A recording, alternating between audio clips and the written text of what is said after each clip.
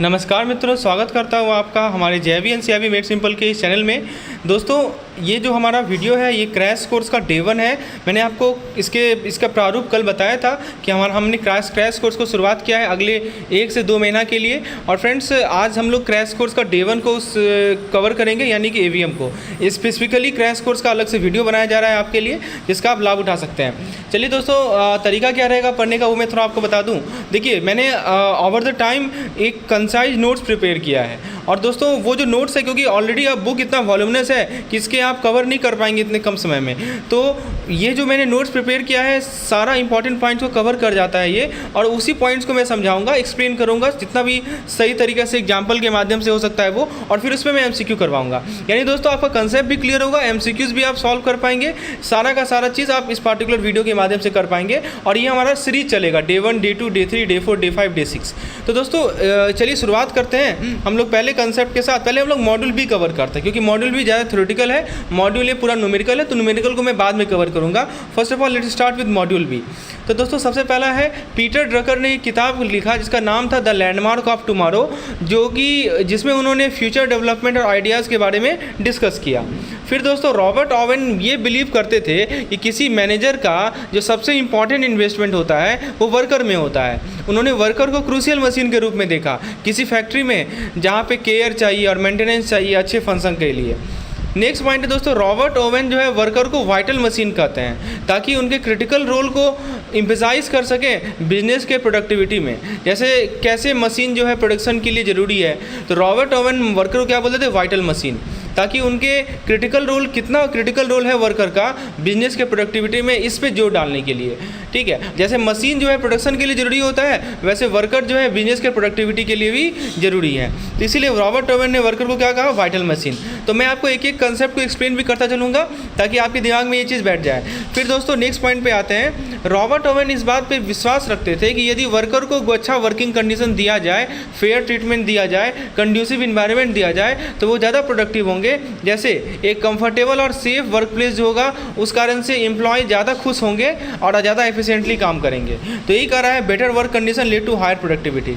दोस्तों, आप Charles Babbage पे आते हैं। बेबेज ने इनकरेज किया कि हम कॉम्प्लेक्स टास्क को स्मॉलर सिंपलर टास्क में ब्रेक डाउन करें। ये ऐसा समझिए कि बहुत सारे लोग जो है अलग अलग पार्ट में काम कर रहे, एक बड़ा सा प्रोजेक्ट है, उस प्रोजेक्ट का डिफरेंट पार्ट्स है, उन सभी पार्ट्स पे अलग अलग लोग काम कर रहे हैं, जिससे दोस्तों फास्टर काम हो जाए, राइट। तो फ्रेंड्स, फास्टर काम हो जाए, तो ये बेबेज ने इनकरेज किया था कि having different people working on different part of the big project to get work done faster and productive. अब दोस्तों, बेबेज का अप्रोच किया था, तो बेबेज जो है साइंटिफिक प्रिंसिपल को अप्लाई करते थे ताकि वर्क ऑर्गेनाइज हो, कॉस्ट इफेक्टिव हो। ऐसा समझिए कि आप एक केक को बेक कर रहे हैं, तो उसके लिए आपको रेसिपी चाहिए ना, तो आप एक स्पेसिफिक ऑर्डर में स्टेप को फॉलो करेंगे ताकि आपका बेस्ट आउटकम हो।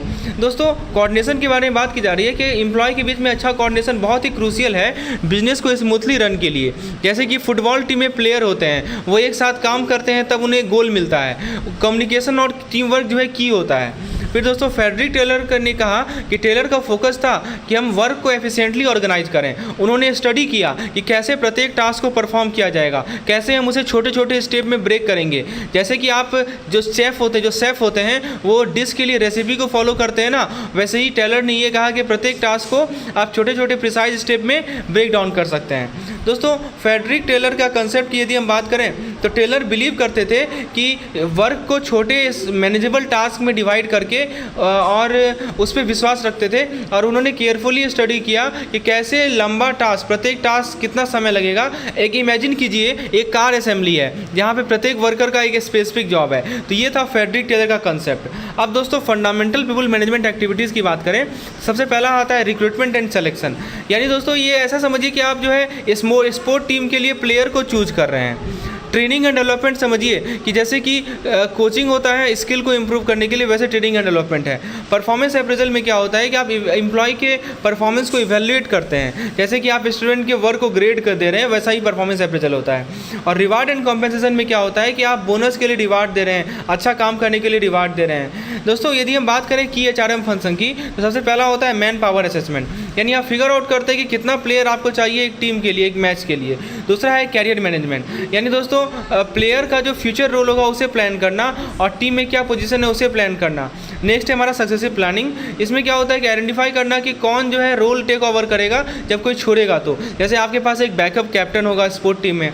और लास्ट है टैलेंट मैनेजमेंट, यानी आप रिकॉग्नाइज कर रहे हैं, नर्चर कर रहे हैं बेस्ट प्लेयर को ताकि टीम अपने बेस्ट को परफॉर्म कर सके। तो दोस्तों ये था हमारा एक्सप्लेनेशन, होपफुली आपने एंजॉय किया होगा। तो दोस्तों इसी प्रकार से मैं डेली बेसिस पे आपको इस प्रकार का क्रैश कोर्स का करवाऊंगा। तो हमारा ये कोर्स है, this is the paid course, तो आप पेड कोर्स को एक्सेस कर सकते हैं। आप डिस्क्रिप्शन में जाकर आप इस कोर्स में इनरोल हो सकते हैं। आप 45% डिस्काउंट अवेल कर सकते हैं by using the coupon code आपको डिस्क्रिप्शन में प्रोवाइडेड है। चलिए दोस्तों हम लोग कुछ MCQs कर लेते हैं। तो मैंने आपको बताया पहले कंसेप्ट समझेंगे फिर MCQs करेंगे। चलिए सबसे पहला क्वेश्चन है कि जो टाइटल था पीटर ड्रकर का बुक का, उसका टाइटल क्या था? जो पीटर ड्रकर का बुक का टाइटल आपसे पूछा जा रहा है future signpost, landmark of tomorrow, insight into future, pathway to future. तो अभी मैंने बताया कि इसका टाइटल था the landmark of tomorrow. Option number B is correct. Next question है कि रॉबर्ट ओवेन के अनुसार मैनेजर का बेस्ट इन्वेस्टमेंट क्या होता है? तो ऑप्शन है टेक्नोलॉजी, वर्कर, स्टॉक, इंफ्रास्ट्रक्चर। तो दोस्तों सही जवाब है वर्कर जो है सबसे बेस्ट इन्वेस्टमेंट होता है मैनेजर का। नेक्स्ट क्वेश्चन है रॉबर्ट ओवेन के फिलॉसफी में वर्कर को क्या कहा जाता था? Essential operator, vital machine, workforce warrior, labour asset. तो ये रॉबर्ट ओवेन के फिलॉसफी में वर्कर को वाइटल मशीन कहा जाता था। Option number B is correct. दोस्तों पूछा जा रहा है कि रॉबर्ट ओवेन के अनुसार कैसे बेटर वर्क कंडीशन जो है प्रोडक्टिविटी को अफेक्ट करता है? तो ऑप्शन ही कह रहा है कि प्रोडक्टिविटी घटा देता है, ऑप्शन भी कह रहा है कोई इम्पैक्ट नहीं पड़ता, ऑप्शन सी कह रहा है कि प्रोडक्टिविटी बढ़ जाता है, ऑप्शन डी कह रहा है कि कांस्टेंट रहता है। तो रॉबर्ट ओवेन के अनुसार बेटर वर्क कंडीशन जो है आपकी प्रोडक्टिविटी को बढ़ा देता है, productivity increases. So option number C is the correct answer. Charles Babbage जो है अर्ली एडवोकेट थे किस चीज़ का? Industrial revolution, division of labour, workers union और लास्ट ऑप्शन है ऑटोमेशन। तो चार्ल्स बेबेज जो है एडवोकेट थे डिवीजन ऑफ लेबर का। Option number B is the correct answer. Next question है आपके सामने कि चार्ल्स बेबेज ने साइंटिफिक प्रिंसिपल को कहाँ अप्लाई किया ताकि एक्सपेंसेस बढ़ा सके, कॉस्ट को कम कर सके, स्टेटस को मेंटेन कर सके या कॉस्ट को इग्नोर कर सके? तो दोस्तों चार्ल्स बेबेज जो है साइंटिफिक प्रिंसिपल को अप्लाई करते हैं ताकि प्रोडक्टिविटी के लिए और कॉस्ट रिडक्शन के लिए। तो reduce cost is the correct answer. Next question है कि जो इफेक्टिव पीपल मैनेजमेंट का जो फाउंडेशन है वो क्या है? तो दोस्तों ऑप्शन को देखते हैं, कोऑर्डिनेशन, नेक्स्ट है हमारा हायरार्की, नेक्स्ट है बजटिंग, लास्ट है ऑटोनॉमी। तो दोस्तों कोऑर्डिनेशन जो है फाउंडेशन माना जाता है इफेक्टिव पीपल मैनेजमेंट का। तो देखिए मैंने बताया था ना कि एम्प्लॉय के बीच में अच्छा कोऑर्डिनेशन होगा तो ये क्रूशियल होता है ताकि बिजनेस स्मूथली रन करे। जैसे कि मैंने आपको बताया था फुटबॉल टीम के प्लेयर के बारे में। तो सही जवाब है दोस्तों इफेक्टिव पीपल मैनेजमेंट का फाउंडेशन है हमारा कोऑर्डिनेशन। नेक्स्ट कंसेप्ट है हमारा फ्रेडरिक टेलर। दोस्तों पूछा जा रहा है कि फ्रेडरिक टेलर को पायनियर किस में थे? फाइनेंशियल मैनेजमेंट में, साइंटिफिक मैनेजमेंट में, मार्केटिंग मैनेजमेंट में या ह्यूमन रिसोर्स मैनेजमेंट में? तो दोस्तों फ्रेडरिक टेलर को पायनियर माना जाता है किस फील्ड में? तो he is known as pioneer in, I think he is known as pioneer in obviously scientific management, right. Next question है दोस्तों फ्रेडरिक टेलर कंसेप्ट, ठीक है, साइंटिफिक मैनेजमेंट के कंसेप्ट को पायनियर किए थे। दोस्तों नेक्स्ट क्वेश्चन है कि फ्रेडरिक टेलर ने एफिशिएंसीज को इंप्रूव करने के लिए किस चीज़ पे जोर दिया? Centralization, division of labour, unionization, automation. तो उन्होंने डिवीजन ऑफ लेबर पे जोर दिया। He focused more on division of labour okay for improving the efficiency. Option number B is correct. Next question है कि आपसे पूछा जा रहा है कि फंडामेंटल पीपल तो रिक्रूटमेंट सेलेक्शन, तो इनमें से कौन सा जो है फंडामेंटल पीपल मैनेजमेंट का पार्ट है? Stock management, training and development, inventory management, financial analysis. तो दोस्तों मैंने आपको बताया था कि जो पीपल मैनेजमेंट एक्टिविटीज़ होते हैं उसके अंदर रिक्रूटमेंट एंड सेलेक्शन आते हैं, ट्रेनिंग एंड डेवलपमेंट आते हैं, फिर परफॉर्मेंस अप्रेजल आता है, रिवार्ड एंड कॉम्पेंसेशन आता है। तो सही जवाब है इसका ट्रेनिंग एंड डेवलपमेंट। बाकी stock management, inventory management, financial analysis, these are not the part of fundamental people management. Next question है दोस्तों की HRM फंक्शन से रिलेटेड।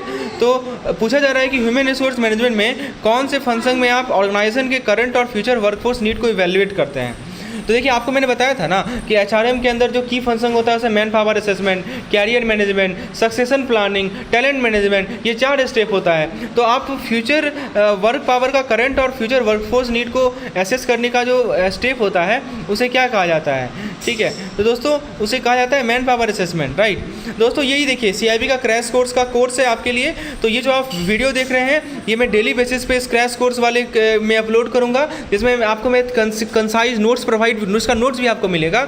और इसके अलावा दोस्तों आपको इस पर MCQs डेली प्रोवाइड किया जाएगा, ताकि आप एक सिलसिलेवार तरीके से आज जो पढ़े हैं उस पर MCQs को सॉल्व कीजिए।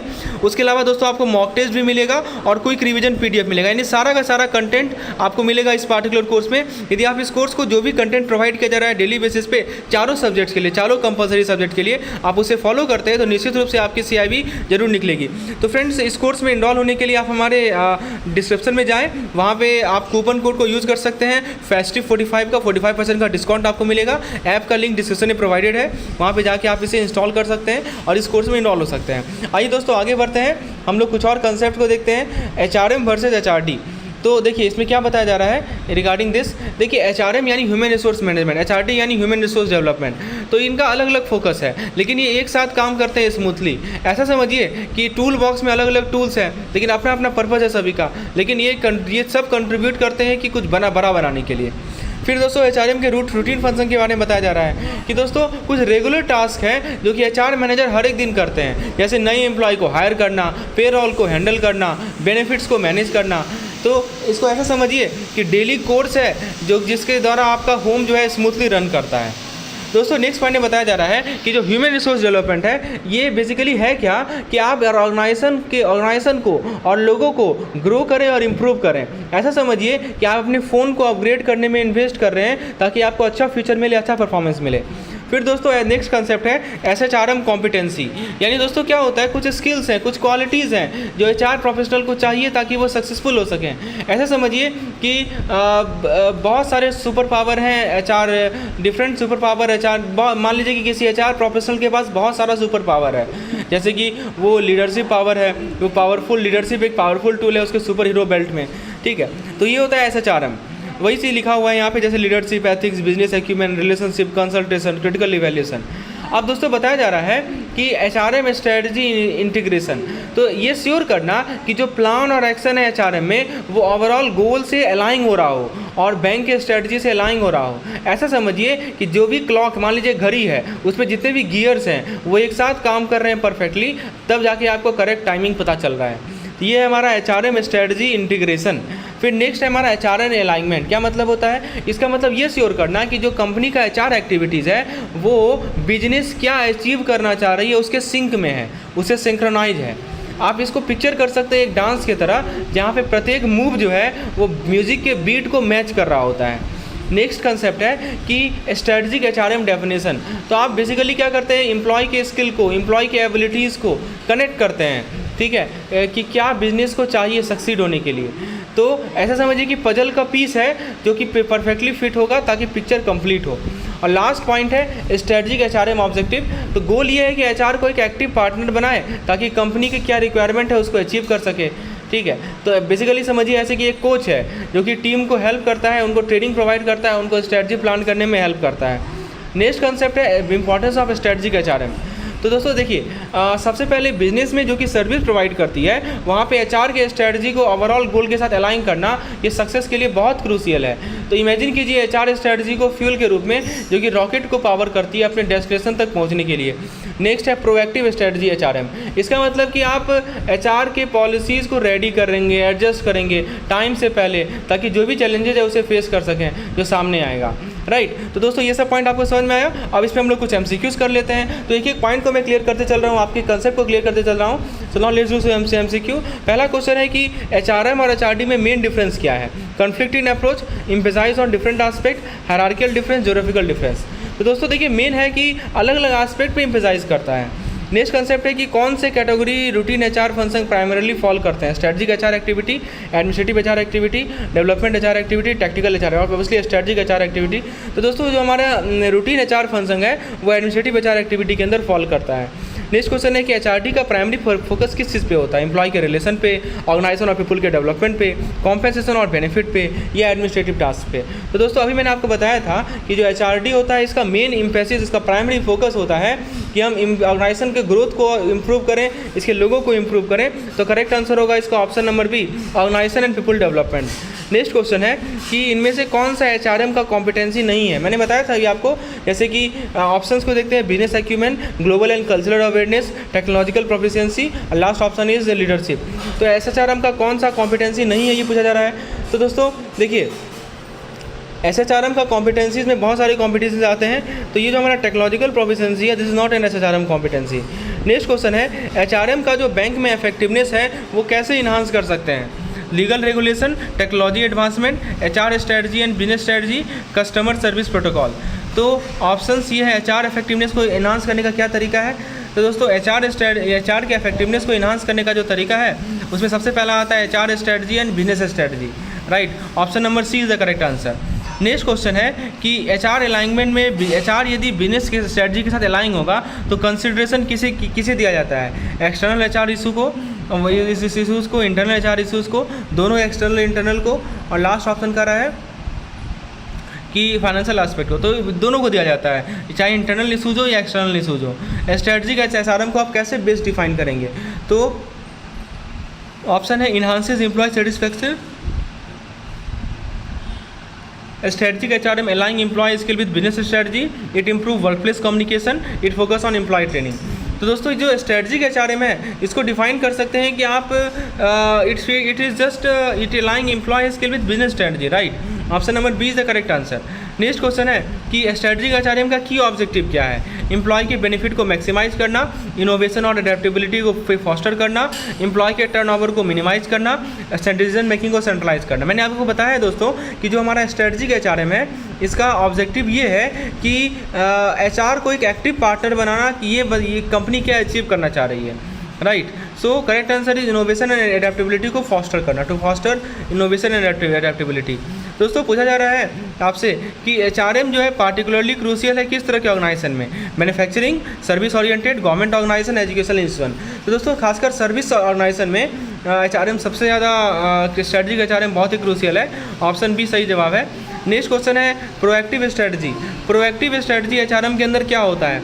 ट्रेडिशनल HR प्रैक्टिस से अडेयर होना, इंटरनल चैलेंज से रिएक्ट करना, केवल एक्सटर्नल चैलेंज से रिएक्ट करना, प्रोएक्टिवली HR पॉलिसी को एडजस्ट करना ताकि चैलेंजेस को मीट कर सकें। ये बिल्कुल सही है। तो प्रोएक्टिव HR स्ट्रेटजी को एडजस्ट करना ताकि चैलेंजेस को मीट कर सकते हैं। फ्रेंड्स इस प्रकार से आप देख सकते हैं कि हमारे पास सब्जेक्ट वाइड क्रैश कोर्स भी है। यदि आप एक पार्टिकुलर सब्जेक्ट के क्रैश कोर्स में इन्वॉल्व होना चाहते हैं, डेली बेसिस पे इस तरह के वीडियोस के कंटेंट चाहते हैं, डेली बेसिस पे आप टारगेटेड स्टडी चाहते हैं, जो मैंने स्केड्यूल बनाया है उसके अकॉर्डिंगली स्टडी चाहते हैं, तो दोस्तों आप इस क्रैश कोर्स में इन्वॉल्व हो सकते हैं। इसका ऐप का लिंक आपको डिस्क्रिप्शन में प्रोवाइडेड है, वहाँ पर जाके ऐप को इंस्टॉल कीजिए, इसके स्टोर सेक्शन में देखिए, और कूपन कोड 45% का डिस्काउंट आपको मिलेगा, and that is valid for this Navratri also. तो फ्रेंड्स बाकी और भी बहुत सारे कंटेंट हैं इस पार्टिकुलर पार्ट 1 में, तो ये सभी कंटेंट पेड मेंबर को अवेलेबल होगा जो कि हमारे क्रैश कोर्स में इन्वॉल्व होंगे। तो इसी प्रकार से दोस्तों और भी सब्जेक्ट के मैं क्रैश कोर्स लाऊंगा। धन्यवाद।